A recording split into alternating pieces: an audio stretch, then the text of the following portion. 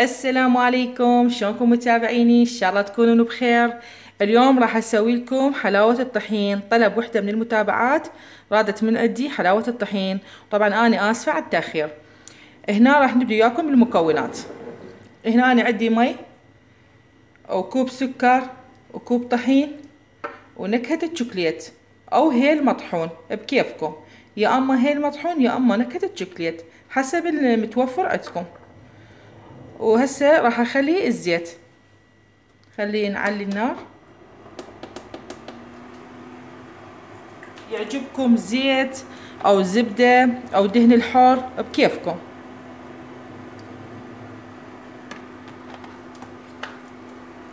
هسه انتظر حتى شوي يصير الزيت حار واضيف له الطحين. هسه الزيت هنا حمى عندي، صار شوية حار.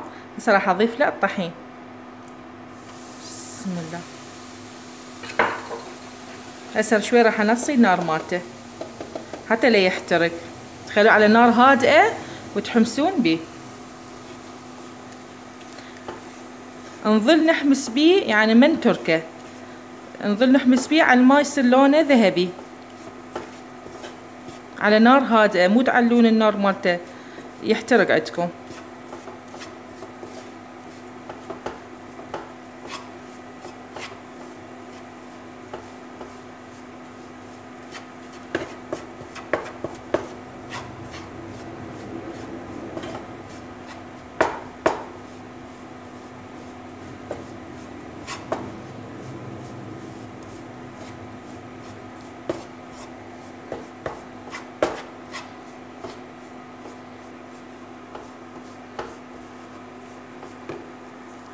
هنا بعد ما لونه يجي صار، شوفوا صار لونه جوزي. هسه راح نضيف له المي.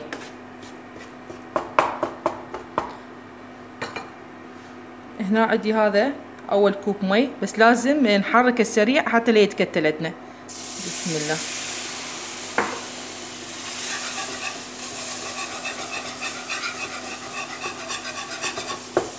هسه بعد ما انا ضفت له 5 اكواب مي مثل هذا، نفس كوب الطحين تقيسون بيه السكر والطحين والمي، 5 اكواب مي.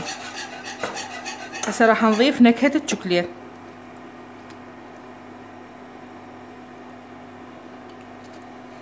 نكهة الشوكليت بقد ملعقة شاي تخلوله.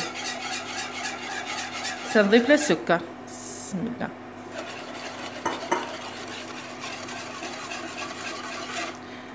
برات من اول ما تضيفوا له المي وخروه على الطباخ، تخلطوه زين بعدين ترجعوه على الطباخ حتى براحتكم.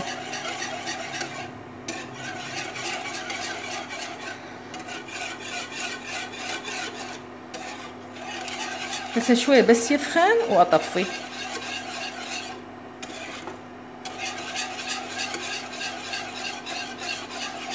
شوي راح نعلي النار مالته.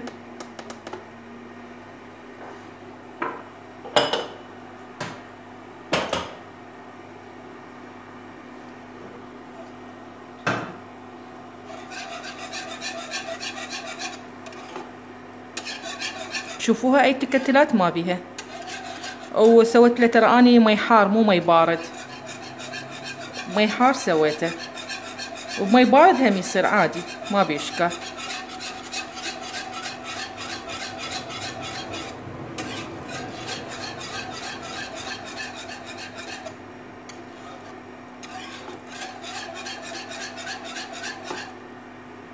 هسه شوية بس شوية خليه يسخن واطفي. هسه هذا هو بعد ما سخن، شوفوا، ومن يبرد يسخن اكثر عندكم.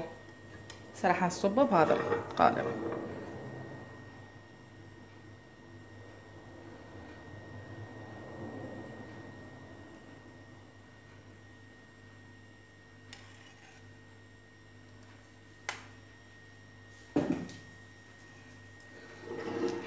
هذا الشكل. شوفوا تردون اذا عندكم مبروش تزينوه او فستق او جوز حسب رغبتكم، اي شيء عندكم تقدرون تزينون الوجه مالته.